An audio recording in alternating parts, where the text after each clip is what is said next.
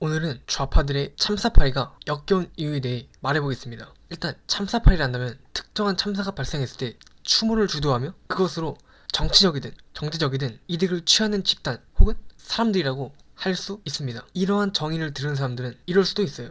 아니, 추모를 하는 것은 좋은 것인데 그게 뭐가 문제냐고요.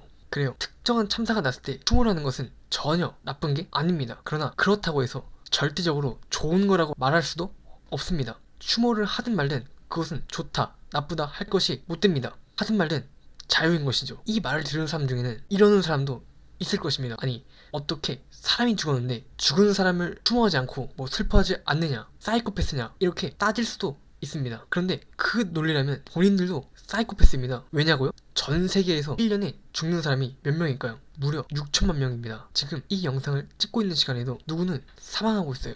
근데 왜 슬퍼하지 않는 것입니까? 우리가 참사에 슬퍼하는 이유는 단순히 사망자가 발생해서라기보다는 그것이 언론을 통해 알려지고 참사라고 규정되고 그것을 추모하기를 강요하는 집단이 있기 때문에 주기적으로 슬퍼하게 되고 기억하게 되는 것입니다. 이게 무슨 말이냐면 사실 우리가 알고 있는 참사는 한국에만 해도 여러 개가 있습니다. 근데 우리는 모든 참사를 기억하지 않고 특정한 참사들만 기억해요. 왜일까요? 자, 처음으로 돌아가서 참사파리라는 말을 정의할 때 참사의 추모를 주도하여 이득을 얻는 자들을 참사파리라고 했습니다. 그런데 그러한 추모를 주도하는 사람들은 누구일까요? 그것으로 이득을 얻는 자들은 누구일까요? 대한민국에서 주기적으로 언급되고 매년 행사듯이 추모가 강요되는 참사가 두 개 있습니다. 이것들의 공통점은 무엇일까요? 주로 그것들은 정치적인 사안들입니다. 그냥 단순한 참사가 아니고요. 그것에 추모를 주도하는 자들은 이런 말을 합니다. 당시 정부가 무능한 대처를 하였다. 이게 다 정부 때문이다.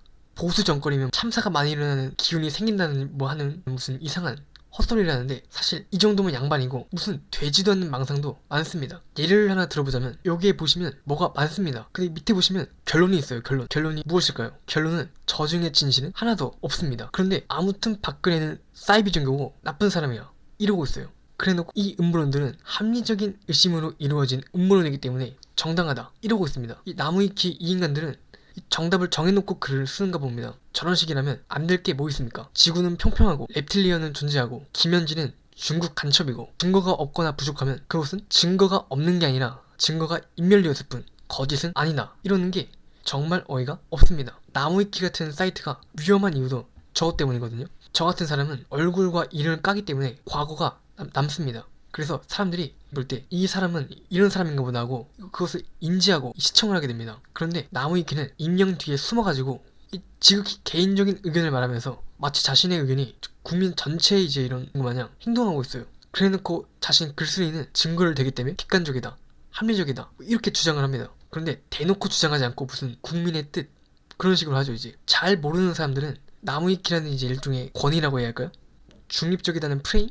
그런 거에 넘어가서 이제 저랑한 주장을 그대로 주입받습니다.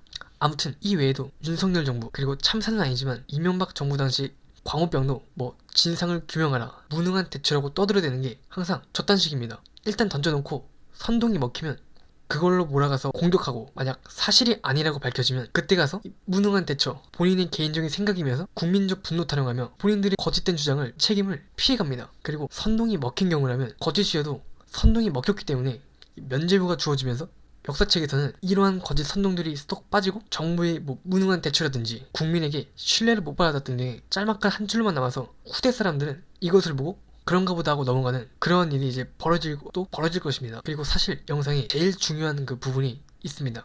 제가 이 영상에서 비판을 하는 대상은 누구일까요? 참사팔이라는 말에서 알겠지만 참사라는 것을 일종의 권력으로 사용해 되지도 않는 짓을 하는 그런 정치인 혹은 집단을 비판하고 있습니다. 그런데 이런 영상을 올리면 꼭 나오는 말이 있는데 그게 뭐냐면 희생자를 모욕하는 거냐며 물타기를 하는 그런 경우입니다. 네 가족이 그렇다면 생각해봐 라는 식으로요. 이게 참사팔이를 하는 사람들이 가장 역겨운 이유입니다. 참 이런 것을 보면 인간은 몇백 년 전이나 지금이나 똑같다 그렇게 생각합니다. 이거 완전 종교 아닙니까? 만약 중세 유럽의 어느 마을에서 우연히 재난이 발생했다고 해보죠. 그래서 광신도들은 누가 더 기도를 잘하냐 대결하고 그 외에 광신도들에게 피해를 보기 싫어하는 농노들 일반 소시민들이 억지로 기도를 하고 있는데 갑자기 어느 사람이 나타나서 아니 기도한다고 달라지는 게 있냐 하며 그 사제에게 따졌다고 가정을 해봅시다. 그럼 이 사람은 어떻게 될까요? 분명히 사제는 그 사람은 신의 뜻을 어겼고 저 사람 때문에 재난이 온 것이라며 처벌해야 한다고 할 것입니다. 그리고 광신도들은 사적 보복을 하겠죠. 그런데 그 사제가 말한 신의 뜻은 진짜로 신의 뜻일까요? 아니면 신의 뜻이라고 주장을 하는 사제 개인의 뜻일까요? 저는 참사파리, 이 민주주의 타령이 이거랑 똑같다 보거든요. 다만 신의 뜻이 국민의 뜻이라는 이름으로 바뀌었을 뿐, 정치인들 혹은 그 유사품들이 말하는 국민의 뜻이라는 게 무엇일까요? 그 뜻에 반하는 사람도 국민이고 그 뜻을 주장하는 사람도 국민일 텐데 도대체 국민의 뜻이 무엇입니까? 그 뜻에 반대하면 국민이 아니라는 것입니까? 국민의 뜻이라는 것은 일반 국민들로 하여금 다른 사람도 이렇게 생각하니까 너도 이렇게 생각해야 해를 강요하기 위한 그런 수단이다 라고 저는 그렇게 생각합니다. 민주주의에서는 모든 권력은 국민으로부터 나온다지만 사실 이건 매우 잘못됐고, 모든 권력은 국민으로부터 나온다고 생각하게 하는 사람들로 인해 권력이 나오는 거라는 표현이 더 적절하다고 봅니다. 좌파들은 사이비 종교를 타령하면서 이 종교를 탄압하려 하는데 정작 본인들은 누구보다도 종교인들이 쓰는 방법을 쓰면서 종교를 욕합니다. 정말 어이가 없습니다.